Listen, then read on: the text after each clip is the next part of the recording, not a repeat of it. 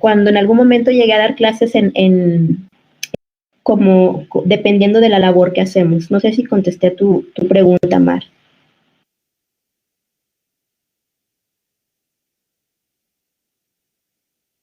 Aquí Mar nos vuelve a preguntar, ¿lo que detectamos día con día puede funcionar con la maestra Grecia Granado? Tiene que documentar. En el caso de los peritajes, hay una manera específica para documentar lo que se hace o lo que se observa y detecta en el día con día, por ejemplo, en el acompañamiento a las mujeres en situación de víctimas o en la realización de peritajes en un momento específico con las personas.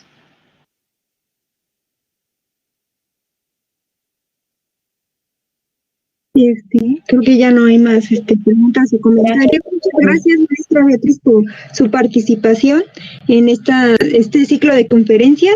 Damos ahora la bienvenida a la maestra Grecia Granados Hernández para continuar con el tema que es la manifestación extrema de la violencia del género, el feminicidio. Ella, la maestra Grecia, es licenciada en Derecho por la Universidad Autónoma Metropolitana, quien es maestra en Política Criminal por UNAM, especialista en Justicia Penal y Derechos Humanos por el Instituto de Formación Profesional de la extinta Procuraduría General de Justicia del Distrito Federal. Actualmente es subdirectora de Investigación y Políticas Públicas en Reinserta a un Mexicano AC, y ha impartido cursos sobre violencia de género en México, un problema sociojurídico. Sin más, le doy la palabra a la maestra Grecia para continuar con este tema. Gracias.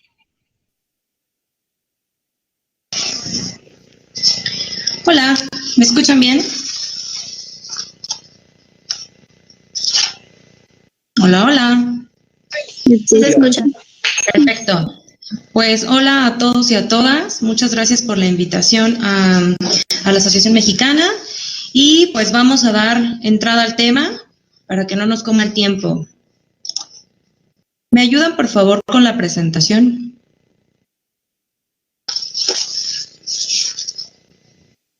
Mientras me ayudan con la presentación, vamos hablando un poquito del contexto que vive México. Todos y todas sabemos, porque no es necesario ser especialista en el tema, basta comprender las noticias, abrir un periódico, Facebook, cualquier red social en donde vemos que desapareció una jovencita, no encuentran a una señora, es decir, ya no hay ni siquiera un rango de edad específico en el que podamos decir, es más probable que veamos una niña desaparecida que una mujer adulta o que una adolescente. Entonces, día con día, nos damos cuenta que la violencia contra las mujeres se ha fortalecido, ha aumentado, y entonces, bueno, nos deja en un estado de indefensión total. Muchas de estas publicaciones que encontramos aparecen con un encontrada sin vida. En las pocas ocasiones en las que se encuentra aún localizada con vida, es muy emocionante y la verdad que da muchísimo gusto porque son pocas. Entonces, ante este contexto, lo primero que quisiera plasmarles para que tengamos como idea son un par de cifras. No sé si ya está la presentación, pero yo no la veo. ¿No podría, por favor, intentar proyectar? ¿Yo? Sí. Ok. No tengo el botón, no me lo habilitaron. Ahí. Ya, me lo acaban de habilitar. Denme un segundo.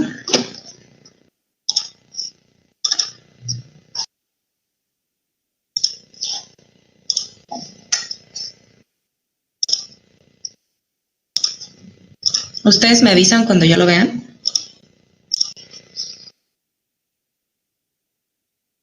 Ya. ¿Ya? ¿Se ve bien? Perfecto. ¿Pueden verificar si se mueven? Para no si se mueven las diapositivas, por favor, no. No entendí nada de lo que me dijeron, solo diapositivas. Y pueden moverlas, o sea, dar a la siguiente para ver si sí se continúan, si siguen viendo las demás diapositivas, por favor. Ok. ¿Sí se mueve? Sí, gracias. Perfecto. Ok, entonces, como les comentaba, creo que lo lo principal para que podamos comprender un poquito más el tema es tener cifras y datos duros que nos permitan ver y darnos cuenta de la magnitud del problema. Ustedes disculparán a mi perro, le gusta ser muy protagónico. Entonces, en las últimas décadas en todo el territorio nacional, como comentaba hace un ratito, se ha recrudecido la violencia y llega a cifras históricas de la máxima expresión de violencia contra la mujer, que es el feminicidio, que es el tema del que vamos a hablar el día de hoy. Entonces, acá les pongo un par de cifras bastante impactantes. Nos dice, en 2018 se registran 3.756 homicidios de mujeres, que en realidad son feminicidios, el más alto registrado en los últimos 29 años. O sea, estamos hablando de que casi 3 décadas y es el número más alto, lo cual es muy escandaloso. Lo que quiere decir, basado en ese número, que en promedio fallecen 10 mujeres diariamente por agresiones intencionales. Es decir, que solamente se están contabilizando aquellas muertes de mujeres que son dolosas, que no tienen nada que ver con un accidente o con una enfermedad. Como bien dijo hace un ratito, maestra que acaba de exponer, hay características muy específicas en la violencia contra la mujer que la hacen tan peligrosa y que hace que sea necesario combatirla desde diferentes frentes. Hay 4 principales características que hacen que la violencia de género sea mucho más difícil de combatir porque es institucional, histórica, sistemática y estructural. ¿A qué me refiero con esto? Institucional porque son las mismas instituciones de gobierno y del Estado las que participan y perpetúan la violencia contra la mujer.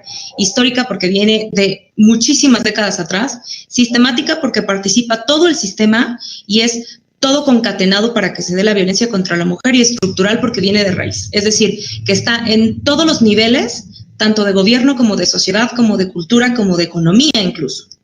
Entonces eso hace que la violencia contra la mujer sea mucho más difícil de erradicar y mucho más violenta. Entonces, hablando de esto y hablando de las cifras históricas que han aumentado muchísimo, es bien importante que planteemos el fenómeno del feminicidio no solamente como un tipo penal, es decir, como una conducta que está tipificada y ya descrita en una norma penal, sino que se entienda como un fenómeno multidimensional que toca diferentes esferas. Estamos en lo social, en lo cultural, en lo económico, en lo político incluso, y tenemos 1000 ejemplos de eso. Uno que siempre se me viene a la mente es cuando Margarita Zavala participó para la presidencia, que era una de las candidatas, y siempre le estaban molestando con el tema del esposo borracho, ¿no? El expresidente. Entonces era muy fuerte ver cómo completamente eclipsaban a la mujer que estaba en una contienda política por un cargo tan importante porque era la esposa del borracho, ¿no? Entonces, además, la agresión siempre era contra ella, la burla era contra ella, ni siquiera era contra el que se supone que es alcohólico, ¿no? Entonces, está en todas partes la violencia contra la mujer. Y con la intención de que podamos comprenderla, es bien importante que nos alejemos de posturas psicológicas y deterministas que nos dejen ver como que el feminicida es una persona enferma, ¿no? Eso es algo que se ocupa mucho o se utiliza mucho. Cuando salen las noticias, el feminicidio de Ingrid Escamilla y lo brutal de la forma en la que murió y etcétera, que todos conocemos cómo se revictimizó cuando distribuyeron las fotos, ahí estaban hablando muchas personas de que solamente un loco podría hacer eso, que era un enfermo, que debía tener un problema mental, etcétera, ¿no? Pero eso es muy peligroso y aparte es muy fácil porque entonces el pobrecito está loco y tiene un problema y entonces pues hay que comprenderlo, ¿no? Porque solamente alguien enfermo lo haría.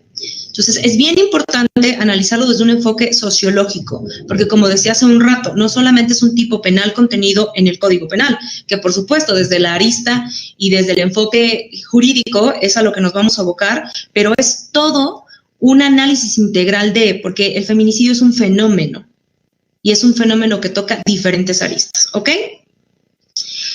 Dicho fenómeno tiene como característica principal, entre muchas otras, la degradación que hay de la mujer como un sujeto de derecho. Entonces, se empeñan en situarnos como objetos disponibles y desechables y que además dependemos de las ganas, de las necesidades de los otros, que casi siempre son los hombres, recordando que nos insertamos en un sistema patriarcal y misógino, 100%. Entonces, siguiendo en ello, es imperante desmitificar esta parte de biologicista de está loco, como muy lombrosiana la cuestión, como el que tiene la frente grande y las orejas grandes, entonces es un feminicida. Es un craso error hablar de un tema, por ejemplo, de un perfil de feminicida. Porque no hay un perfil del feminicida. El feminicida puede ser cualquiera. Puede ser tu tío, tu hermano, tu amigo, el presidente, cualquiera. Entonces es bien importante dejar atrás estas ideas biologicistas, deterministas, que no nos llevan a nada y que solo aumentan la violencia de género.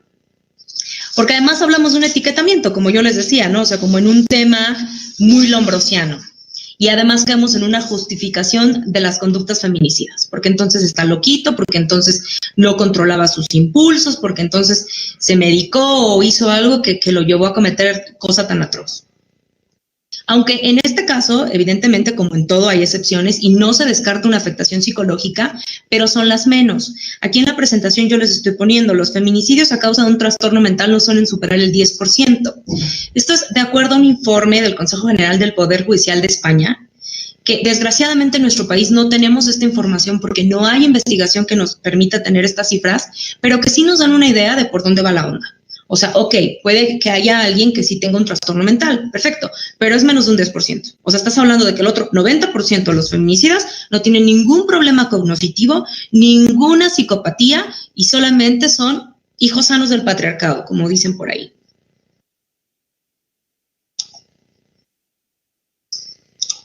Me avisan si todo va bien con la presentación, porque yo veo que sí se mueve.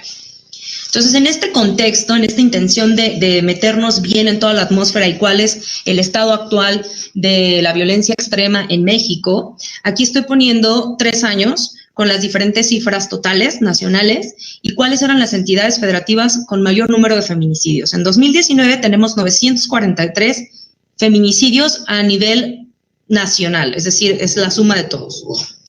Y en 2019 tenemos que Veracruz fue el estado con mayor número de feminicidios, 104, Estado de México con 122. Ay, perdón, ahí hubo un error a la hora de ponerlos. Primero es Estado de México con 122, Veracruz con 104 y Ciudad de México con 72. Estoy poniendo solo los 3 primeros. En el 2020 tenemos 942 feminicidios a nivel nacional en todo el año, en donde tenemos al Estado de México con 150, Veracruz con 79 y Ciudad de México con 73. Si ustedes se fijan, 2019 y 2020 coinciden las entidades federativas con mayor número de feminicidio. Entonces estamos hablando de una problemática grave en esas entidades. En una de ellas, la capital del país, ¿verdad? Y en lo que va de 2021, que llevamos 3 mesecitos, poquito menos de 3 mesecitos, ya van 142 feminicidios. El Estado de México es el que mayor número tiene, con una incidencia de 26 feminicidios hasta ahora. Veracruz con 14, Chiapas con 9. Y ahí tenemos a Jalisco con 8, nada más que ya no se los puse. Morelos, Nuevo León y Sinaloa se andan dando un quien vive con 7.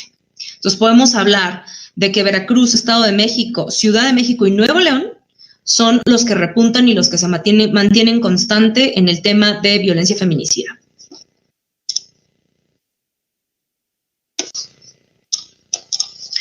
Habiendo hablado un poquito del tema del contexto, de las cifras que siempre nos ponen en un mejor panorama, porque logramos entenderlo de mucha mejor manera, lo terrible de la situación, llegamos a la parte conceptual completamente, entre una pugna que hay de femicidio y feminicidio. Ok, todos hablamos de feminicidio, todos decimos se cometió el feminicidio en contra de tal, o castigaron a fulanito, sentenciaron por feminicidio, pero en realidad, ¿qué sabemos del concepto? ¿Cómo surge? ¿Por qué surge? ¿Cuál es la necesidad? ¿Por qué se elige femicidio o feminicidio? Que en nuestro país el concepto que se utiliza es feminicidio.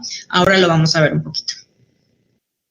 Fue Marcela Lagarde en 1994 la primera que decide hablar de feminicidio, porque femicidio deriva de una raíz anglosajona de femicide. Entonces, ya saben, ¿no? Solemos hacer esto como de cambiar nada más las palabras y agarrar lo que tenemos de otros lugares, a veces sin darnos cuenta un poquito del contexto y que el contexto es diferente. En países anglosajones, en países latinos de manera regional también cambia. Entonces, a razón de la insuficiencia del término feminicidio es que Lagarde decide decir, no es femicidio, es feminicidio. Porque el feminicidio es una comparativa al homicidio, es decir, simplemente la muerte de una mujer. y el homicidio la muerte de un hombre. Entonces se queda chiquito, decía Lagarde. No nos sirve un femicidio porque es lo mismo que el homicidio. Entonces, ¿qué hace al momento de introducir el término feminicidio? Ella dice que el término feminicidio carga de responsabilidad al Estado y hace visible la misoginia con la que se cometen estos crímenes. Es decir, no se queda solo como el homicidio, sino que trae tintes completamente diferentes en donde el Estado tiene responsabilidad. Entonces, desde ahí, la carga y la diferenciación entre un concepto y el otro es bien fuerte. Entonces, ella dice, bueno, hay una necesidad de crear un concepto que incluya el género, o sea, género femenino, ok, vamos a hablar de mujeres muertas, va, pero además que englobe las características específicas de los asesinatos de mujeres por ser mujeres, donde hay una violencia y una subordinación desde el inicio. Entonces nace con la necesidad de encontrar un concepto que no solo haga referencia a la privación de la vida de la mujer, sino a todas las circunstancias que rodean estas privaciones de vida. Es decir, no es lo mismo que maten a un hombre que maten a una mujer por ser mujer. Y aquí se viene mucho este comentario y esta argumentación que algunos hacen de es que los hombres también se mueren y hay más hombres muertos que mujeres. Pues sí, nadie te está diciendo que no. La diferencia es que las razones por las que muere un hombre y las razones por las que muere una mujer son completamente diferentes. Y las circunstancias y el contexto en el que se desarrollan las muertes no tienen comparativa. Entonces, de ahí esta pugna entre femicidio y feminicidio, que de entrada era una pugna teórica, pero que además tiene cargas etimológicas. Porque Marcela Lagarde nos explica, denme un segundo, por favor.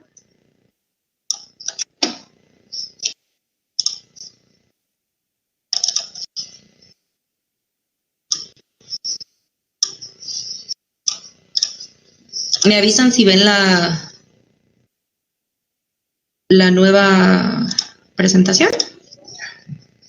Ok, creo que sí se ve. Entonces, estamos hablando,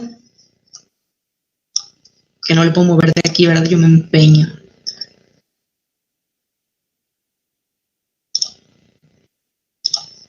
Ay, dejo de compartir, ¿verdad? Bueno, esos son los problemas que se dan en esto de las cuestiones virtuales y a distancia, pero bueno, nos tenemos que acoplar mientras la pandemia decide irse. Denme un segundo. ¿Ya me ven? A ver ahora. Ok, perfecto.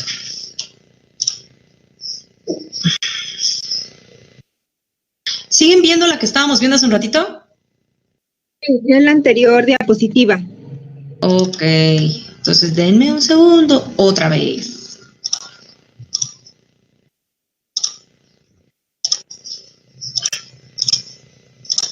A ver ahora.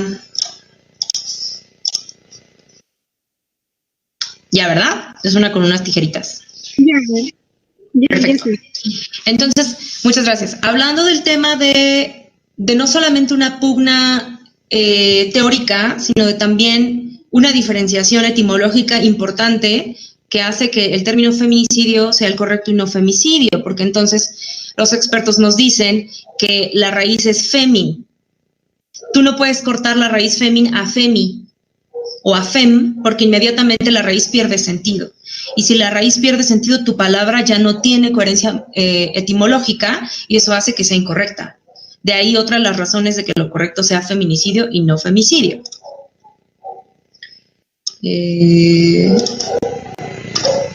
¿Pueden creer que yo no veo la diapositiva que ustedes ven?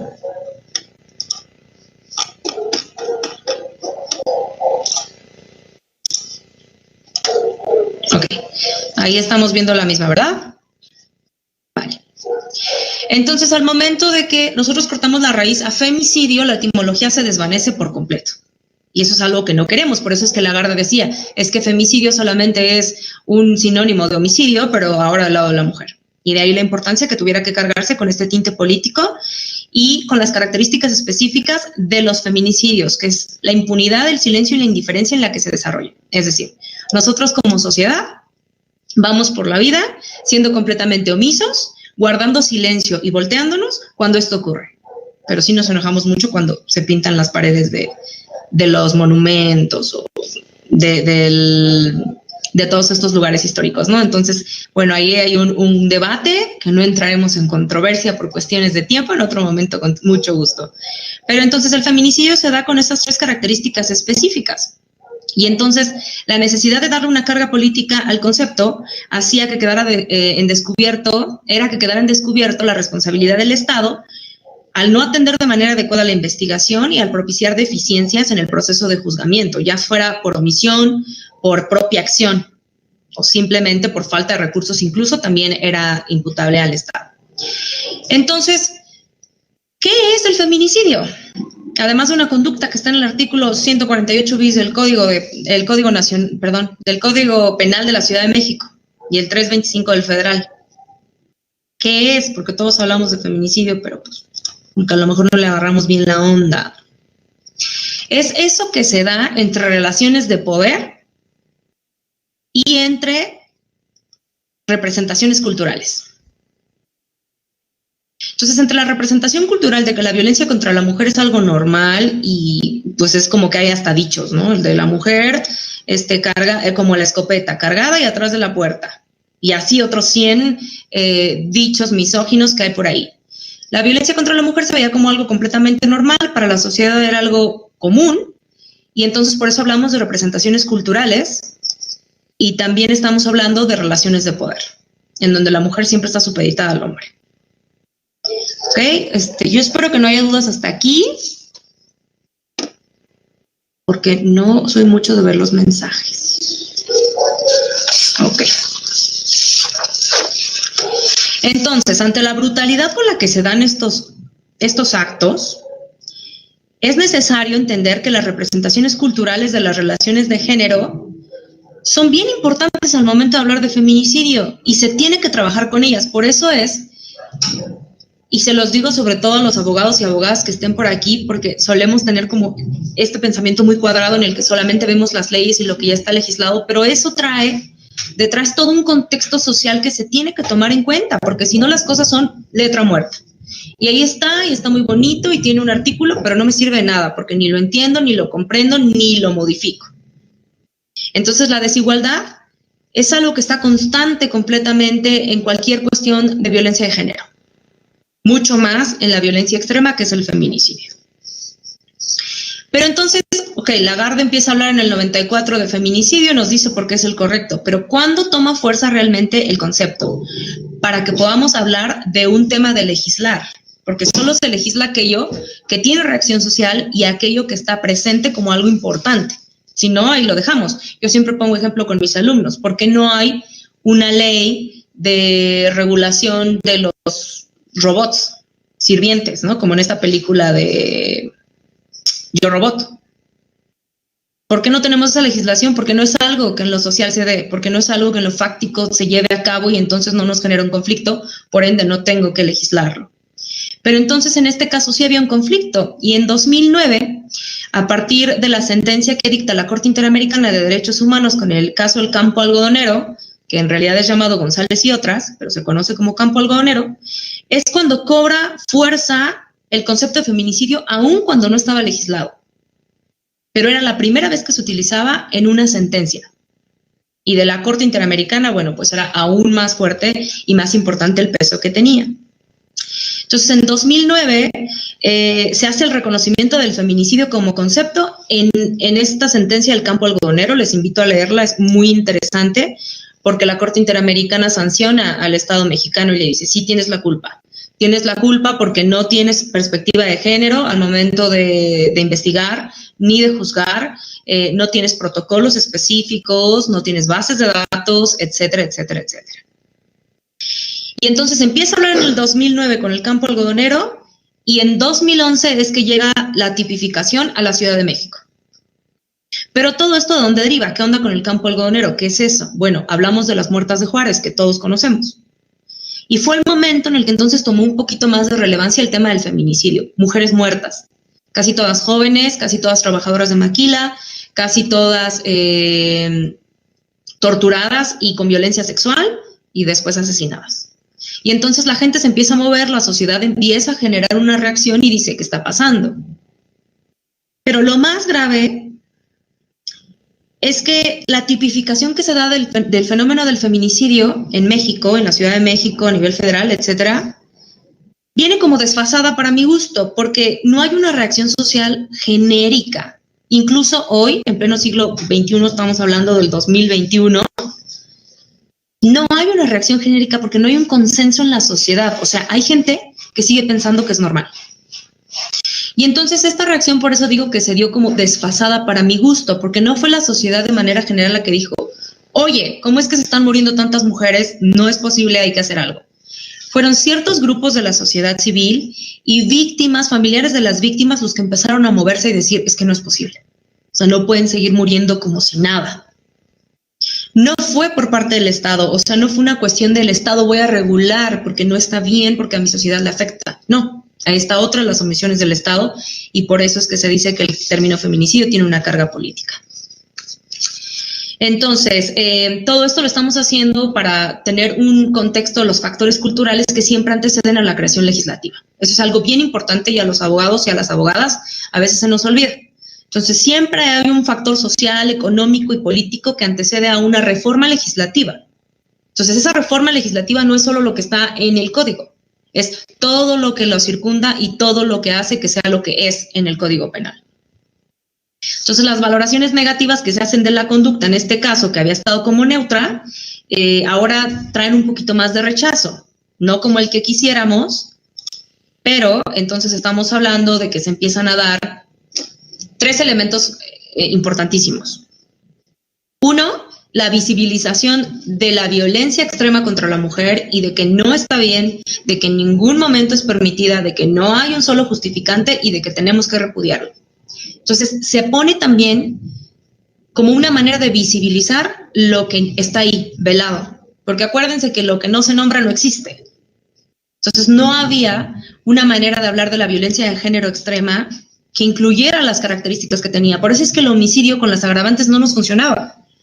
El homicidio con agravante de tal cosa, odio, saña, bla, bla, bla. Ahí estaba, sí, pero lo que no se nombra no existe. Entonces necesitaba nombrarse como la violencia extrema contra las mujeres, que deviene de una cultura patriarcal y misógina para que se pudiera hacer algo en contra de, y para que pudiéramos pensar en un prevenir.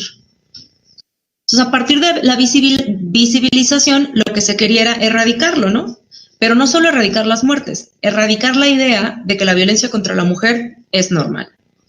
Y por ende, generar un rechazo de la sociedad. Al momento en el que yo pongo una conducta en un código penal y la describo, se entiende que hay un rechazo de la sociedad. Por ejemplo, el robo. La gente rechaza el robo, o sea, la gente dice, ay, los rateros, bla, bla, bla, por eso es que está contenido. Los violadores, los estafadores, lo que ustedes quieran. Hay un rechazo de la sociedad para que se pueda hablar. Entonces aquí la reacción social tiene muchísimo que ver y siento que es donde también nos ha quedado de ver a las mujeres un poquito la sociedad mexicana, porque seguimos viendo todos estos comentarios súper misóginos. La maestra hace un momento comentaba algo bien importante. ¿Qué pasa con los servidores públicos que traen cero perspectiva de género y que revictimizan y perpetúan y hacen histórica, sistemática, institucional y estructural la violencia de género?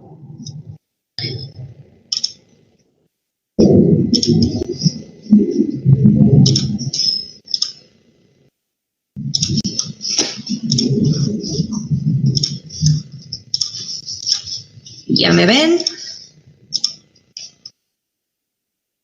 Creo que ya, porque a mí ya me cambió.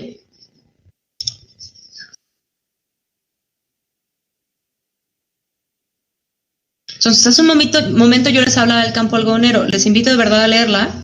Y entonces la Corte Interamericana dice, no, Estado mexicano, tienes que hacer algo, y lo castiga y lo sanciona. A reparar el daño a la familia de las víctimas, a pagar lo que se haya gastado en la búsqueda, porque la familia pues tuvo que invertir porque la autoridad le decía, bueno, pues se fue con el novio, luego regresa, etcétera, etcétera.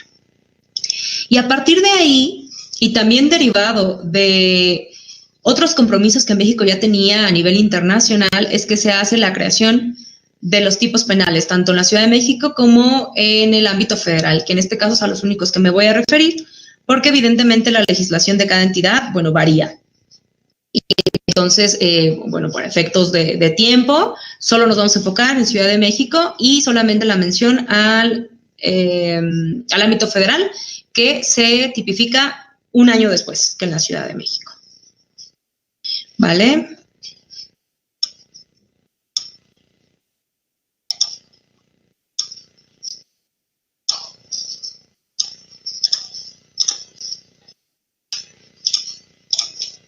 Estamos esperando un poquito que se comparta, ya está.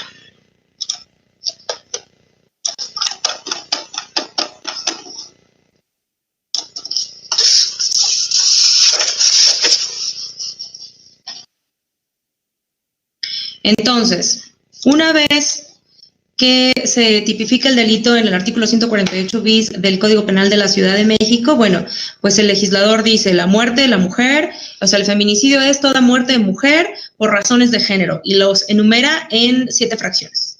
Es decir, que cuando la gente va por ahí diciendo, no, es que entonces la vida de la mujer vale más que la del hombre, porque entonces ustedes tienen un tipo penal específico y entonces cualquier mujer que se muera pues ya es feminicidio, deja ver que no tiene ni la menor idea de lo que está diciendo.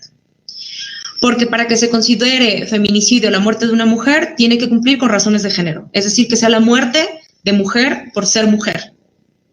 Si Grecia, que toco madre, ¿verdad?, va caminando por ahí a la tienda y de repente se agarran a balazos unos rateros y a Grecia le toca uno, que vuelva a tocar madera, ese no es un feminicidio.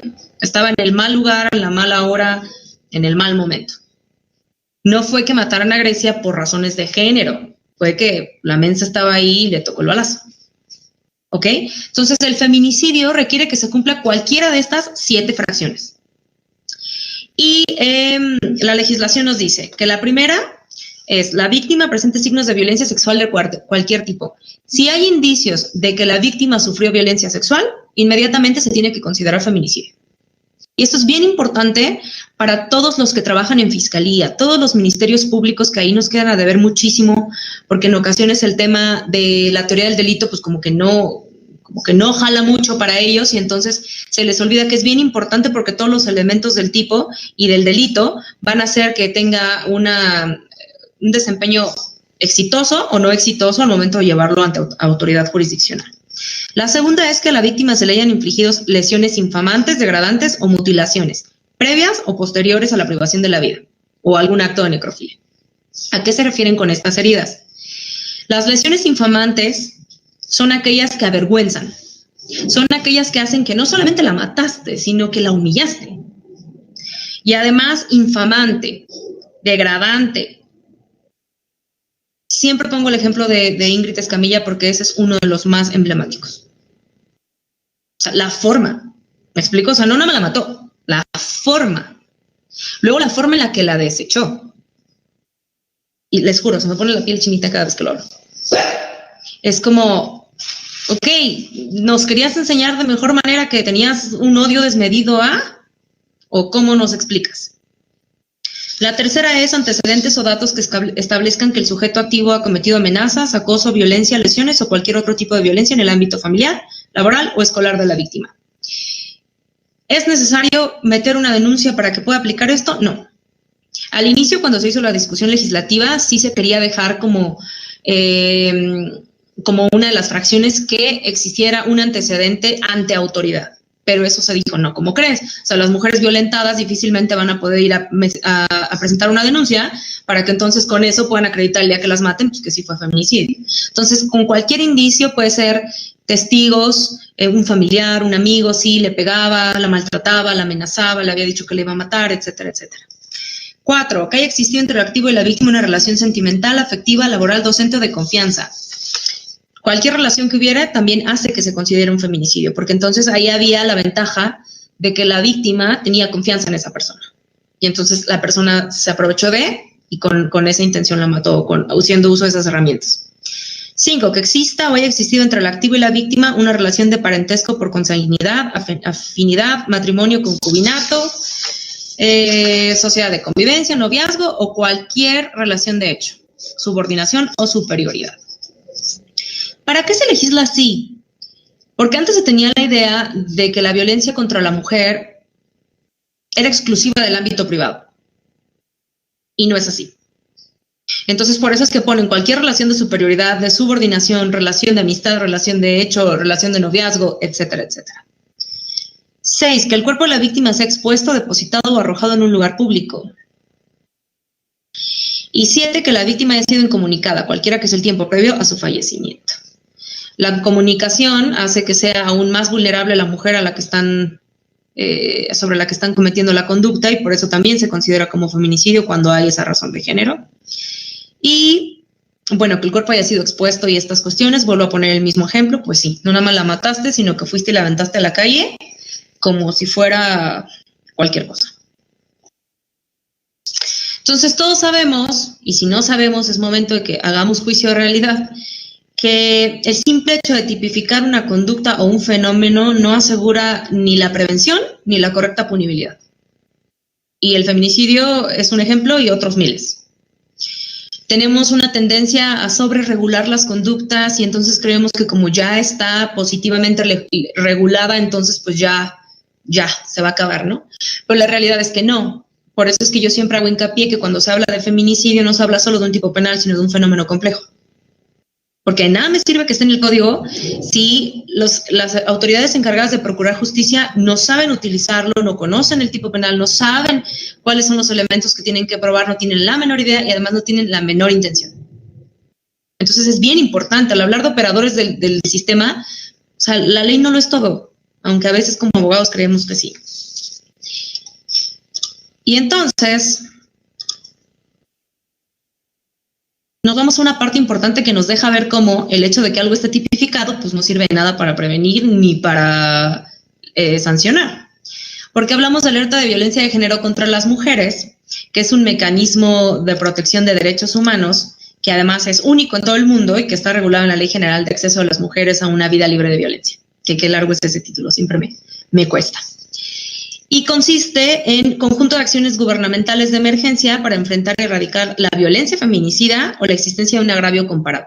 Como que no haya una igualdad de ejercicio ante la ley, como que, etcétera, etcétera. Estas otras cuestiones. A lo que me refiero es, el agravio comparado, se puede solicitar una alerta de violencia de género contra las mujeres por agravio comparado o por violencia feminicida. Violencia feminicida en el caso de que en la entidad haya muchas muertes, muchas desapariciones y como un agravio comparado en caso de que alguna legislación, por ejemplo, ponga en desventaja a una mujer, le coarte algún derecho, que sí las hay, aunque uno pensaría que no, sí las hay. Y entonces, con esta alerta de violencia de género contra las mujeres, lo que se busca es, 1, poner en alerta al Estado y decir, aquí algo está mal, y 2, que el Estado tome medidas de emergencia para poder enfrentar y frenar la violencia que está viviendo la mujer, de cualquier índole. Hoy por hoy, tenemos 45 alertas de género en toda la República. Estas son las entidades que las tienen. Ustedes me van a decir, no son 45 aquí, no, pero hay algunas que tienen varias. Por ejemplo, Puebla tiene 6 alertas de género. Ahí nomás, como por si les faltaba alguna, ¿no? Entonces son 45 alertas de género vigentes, pero hay un problema también con esto. De entrada, la forma de llevarlas a cabo o de solicitarlas. Por ejemplo, las 45 que hay, de esas 45, 17 son solicitadas o fueron solicitadas por organismos de la sociedad civil. 3 por comisiones de derechos humanos estatales y solo 1 por Comisión Nacional de Derechos Humanos. Entonces ahí la pregunta también es, ¿qué carambas están haciendo los órganos de protección de derechos humanos? ¿Y qué carambas está haciendo el Estado? Porque entonces la sociedad civil ahí deja ver su peso y la importancia que tiene, porque es el contrapeso para este ejercicio de poder. Y hay otro problema con las alertas de violencia de género contra las mujeres, que no tienen seguimiento. Se supone que la legislación dice que se tiene que crear un comité para que le vaya dando un seguimiento y se vean cuáles son los avances. Pero hay un problema bien grave que no solamente tienen las alertas de violencia de género, sino la mayoría de los programas sociales y políticas públicas que se implementan en nuestro país, que es que no hay un adecuado monitoreo y evaluación de lo que se implementa. O sea, lo implementamos, armamos una política pública, un programa, lo aventamos y ya después nadie sabe, nadie supo. Nadie sabe si fue correcto, nadie sabe cuál fue el alcance, nadie sabe cuáles fueron los errores, entonces no se sabe qué corregir. No hay un seguimiento para. Y hay falta completa y absoluta de programas de monitoreo y evaluación de todos estos programas. Entonces, pues la mayoría de estas alertas de género no han sido supervisadas y no tienen dictámenes de evaluación de las medidas que se tomaron, en teoría, para contrarrestar esta violencia feminicida o violencia contra la mujer. Y entonces llegamos a la parte de la impartición de justicia. ¿Qué onda? Ya está legislado, ya está ahí el tipo. Ándale, fiscal, ve y judicializa. Ajá, ¿cómo? Aquí cabe mucho la pertinencia que aquí es muy pertinente la pregunta que algunos se hacen, que ¿fue un acierto tipificar el feminicidio? ¿Fue contraproducente? Todas las asociaciones feministas que en su momento pugnaron porque se tipificara, pues evidentemente lo hacían con esa intención de que se visibilizara, etcétera. Pero y luego, o sea, ya que lo tiene el fiscal, ¿qué hace con él? ¿Cómo le hago para probar las razones de género? ¿Es más difícil o más fácil comprobarlo en el juicio? Porque al final de eso estamos hablando. Todos sabemos que con este nuevo sistema de justicia penal tenemos que ofrecer nuestros datos de prueba en etapa intermedia para después poderlos probar en etapa de juicio cuando ya son pruebas. Pero ¿qué pasa si el Ministerio Público no llevó a cabo la integración adecuada de su carpeta de investigación? Bien, gracias, la impunidad sigue, que es uno de los elementos del feminicidio, recuérdenlo. Al inicio sí se tenía esa idea, se creía que entonces las personas a las que se les juzgara por feminicidio y que no se les pudiera comprobar una razón de género iban a quedar libres y la impunidad iba a ser mayor, porque entonces no podías volverlos a juzgar por el mismo hecho, por aquello del non bis in idem. Entonces, ya me juzgaste, me encontraste que no soy culpable, adiós. Pero no es así, porque el artículo 148 bis nos dice al final que en caso de no poder comprobar las razones de género, se va a homologar a homicidio, lo cual es un súper acierto porque entonces ya no quedamos en esta indefensión de, bueno, y si la fiscalía no hizo bien su chamba, ¿qué onda? ¿Ok? Y entonces aquí tengo datos bien importantes. De un estudio de la red de la ciudadanización de la justicia, nos dice, este estudio habla de la perspectiva de género y la visión de género que hay al momento de impartir justicia. 85% de lo analizado dice que no traía, que se dejaban llevar por la influencia de estereotipos de género.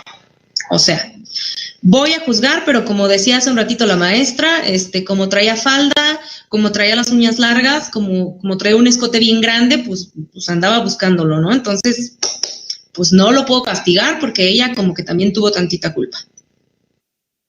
Entonces, las sentencias y las resoluciones judiciales que no consideran cómo influyen los estereotipos de género o las características de identidad de las personas y aún así sancionan, están cometiendo pues otro agravio contra derechos humanos, ¿no?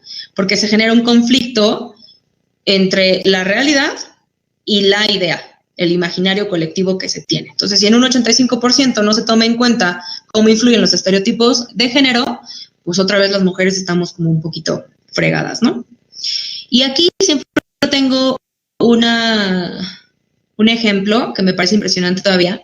En la ley de indulto del Estado de México hay un apartado de la parte de una fracción de un artículo que dice que la mujer que tenga hijos menores de 15 o 17 años y que se demuestre que no los cuidó como debía o que fue violenta con ellos, no puede acceder al indulto. Y yo así cuando lo leí como, ¿qué?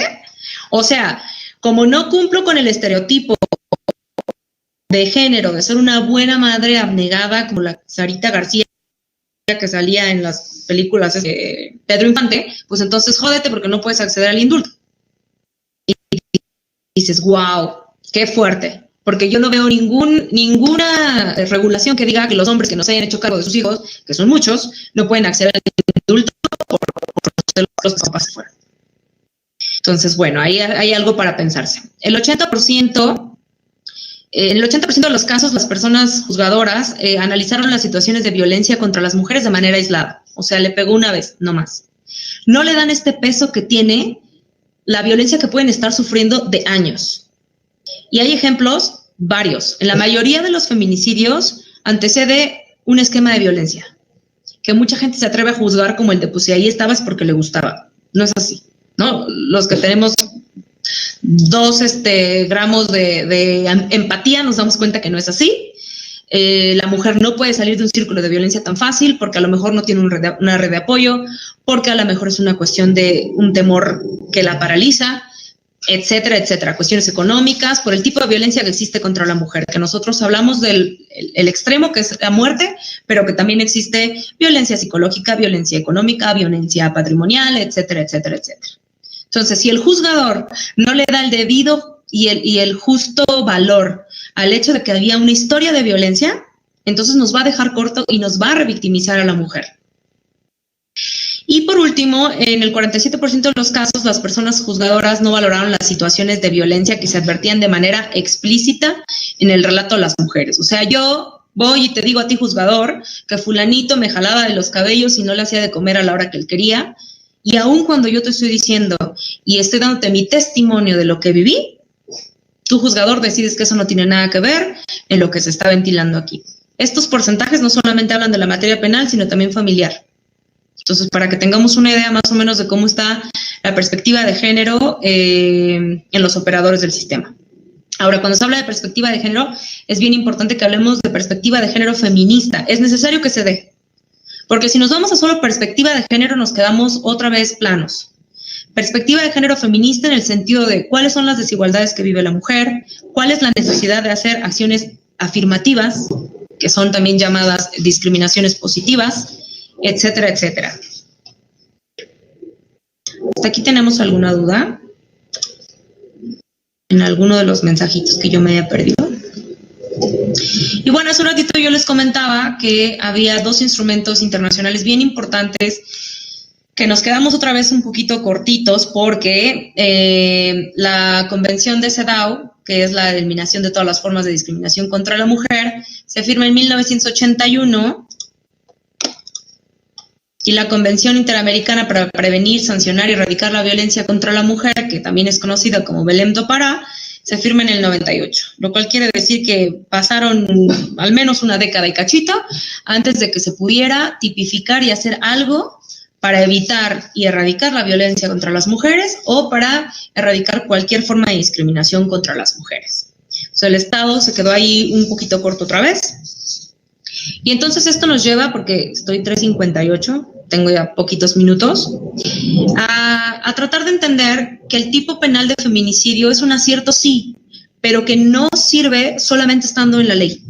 Que es un acierto siempre y cuando los operadores del sistema sepan hacer su trabajo, estén capacitados, tengan perspectiva de género al momento de ejercer sus funciones, sean de procuración o de impartición de justicia, y que cualquier cosa que se tipifique solo por tipificar queda ahí en el aire. Es necesario que se den muchas otras acciones para que se pueda realmente hablar de una prevención o una sanción de conductas que estén ya tipificadas. ¿Por qué? Porque la impunidad es lo de hoy, lo sabemos no solamente en el tema de feminicidio, sabemos que la cifra negra es súper grande, sabemos que muchos de los ciudadanos ni siquiera denunciamos porque sabemos que no va a servir de nada porque las autoridades no hacen el trabajo como debería hacerse.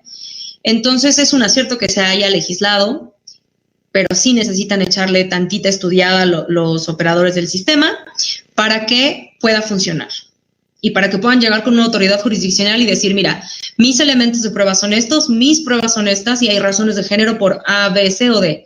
Sinceramente, desde una perspectiva profesional y por la experiencia que traigo en el litigio, las razones de género que están contenidas en el 148 bis tampoco son cosa del otro mundo. O sea, yo puedo comprobar que había un antecedente de violencia si llevo testigos. Si hubo alguna, no sé, denuncia, algún acta de hechos, bueno, también la llevo. Es decir, no tenemos una sola... Ay, me distrajo mi perro que me ladre. No tenemos una sola razón de género, tenemos muchas. Y hoy por hoy es bastante factible que se puedan demostrar ante y comprobar ante juicio.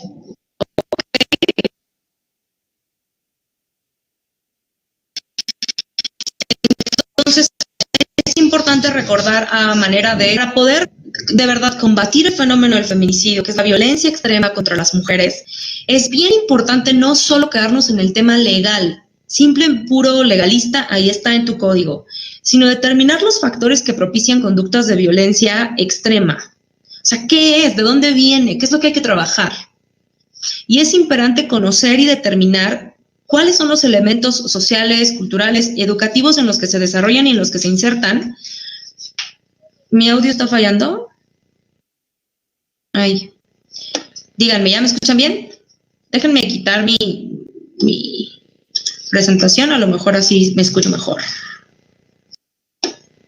Entonces yo les decía que, espero ya escucharme bien, que hay que determinar y que conocer los elementos sociales, culturales y educativos en los que se insertan y en los que se desarrollan todos los sujetos que pueden cometer un feminicidio, que son, pues, básicamente todos. Ahora, cuando hablamos de los elementos del tipo, ¿solamente los hombres pueden cometer feminicidio? Pues no, porque no hay una calidad específica del sujeto activo.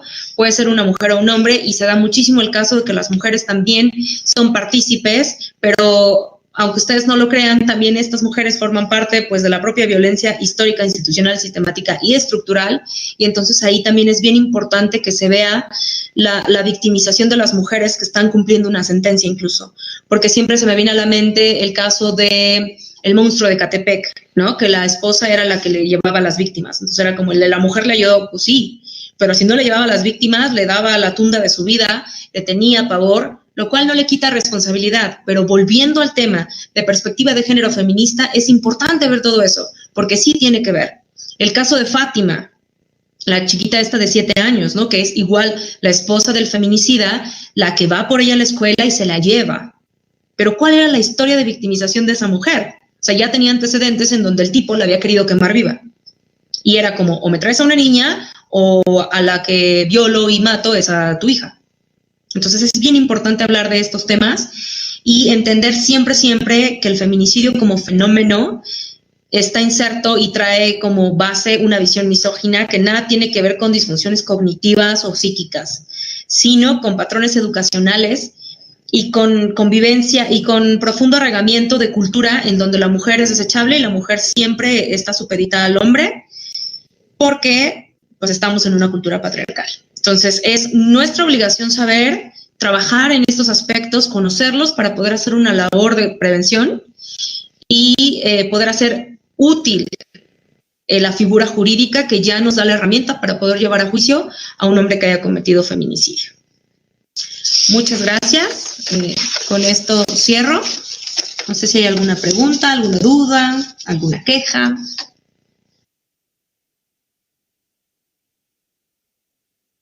Muchas gracias, maestra, por esta introducción al contexto social del feminicidio, igual su tipificación y cómo se ve desde la Administración de Justicia. Aquí Milagros nos pregunta, ¿las sanciones de qué forma pueden ser para que pueda haber un cambio? Penas más graves. Pues no, ahí hay como una pugna también de este populismo penal, de vamos a castigar todo, vamos a darle más años. El feminicidio ya está castigado en la Ciudad de México de 35 a 70 años. Es decir, que la penalidad que tiene, pues no es menor, porque tu mínima son 35 años.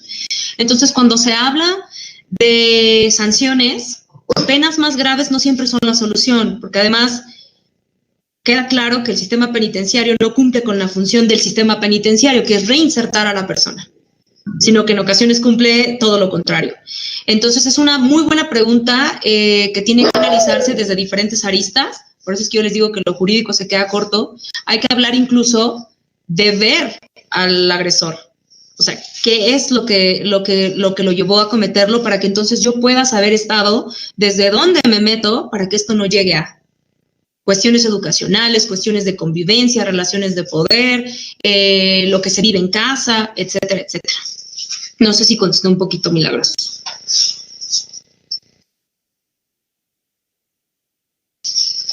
Aquí Bárbara pregunta, ¿cómo pueden ser los mecanismos de prevención de violencia de género y de su máxima expresión, que es el feminicidio? Bárbara, justo lo primero que tendríamos que hacer para poder hablar de algún programa, algunas estrategias específicas, es comprender que el feminicidio es un fenómeno que nos atañe a todos, que nos incluye a todos, y que para poder prevenirlo tenemos que hablar desde antes. O sea, ¿cuál es la manera en la que yo me relaciono? Hace un ratito, la maestra Beatriz, me parece que, si no me equivoco, sí es Beatriz, ¿verdad? La maestra Beatriz nos hablaba de incluso el lenguaje que tenemos todos los días y que no nos damos cuenta. Entonces, ¿cuáles serían los mecanismos de prevención de violencia de género y de su máxima expresión? Primero tenemos que empezar por una deconstrucción propia, porque todos lo traemos, incluso las mujeres, porque también somos víctimas de esto. Es decir, esta frase de, pues las mujeres son las que educan a los machitos, pues sí, pero no es la culpa de la mujer. O sea, está tan inserto que también es culpa de ella criar a los machitos. Pues no, es que ella ya es víctima de un sistema en el que viene siendo violentada. Entonces, lo primero es entender que el fenómeno es multidimensional, que nos atañe a todos, que nos incluye a todos, y repudiarlo en cualquiera de sus manifestaciones. Porque no nos podemos hacer de lado, porque ahorita yo les puedo mencionar algunos de los feminicidios más importantes o más llamativos. Lesbi, Victoria Pamela Salas, que tiene que ver con lo del hotel y el tipo como que la dejó ahí. Jessica Selene, que es la chica a la que fueron a matar en Reforma 222, que llegó el tipo y que la mató mientras trabajaba. Abril Pérez, que era la exesposa del ex CEO de Amazon. Pero todos estos casos, que son los más resonados, pues dejan abajo al grueso de las mujeres que también fueron víctimas de la violencia feminicida, pero que no se les dio visibilización. Entonces, por eso es que es bien importante señalar y repudiar absolutamente todas las manifestaciones de violencia contra la mujer para que no lleguemos a la más extrema.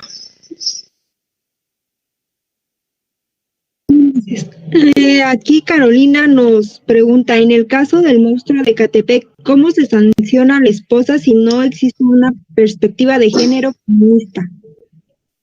Muy buena pregunta. Se le sanciona idéntico que a él, si no es que más.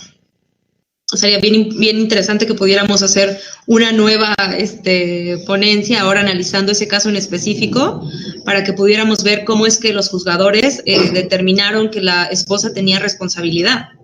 Al no haber perspectiva de género feminista, te estoy castigando igual que si tú lo hubieras cometido o peor, porque tú se lo llevaste. Entonces esta mujer, al igual que muchas otras, no tienen oportunidad de voltear y decir, ok, sí, lo que cometí estuvo mal, pero yo también fui víctima de golpes, violencia sexual, intentos de feminicidio, etcétera, etcétera. Entonces es un gran problema, porque si no hay perspectiva de género, ahí estamos. ¿Y cuántas mujeres no están ahí dentro sin que nunca nadie les haya preguntado, oye, ¿y también fuiste víctima?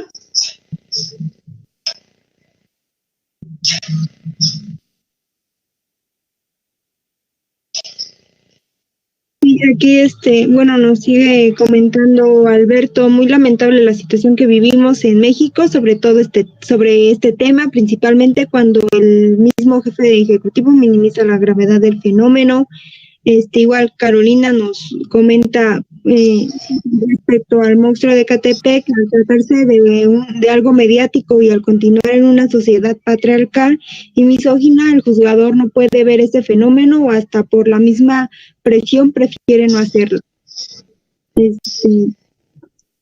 Yo creo que eso no, perdón, eso no fue pregunta, más bien fue como aseveración y creo que pues sí, ¿no?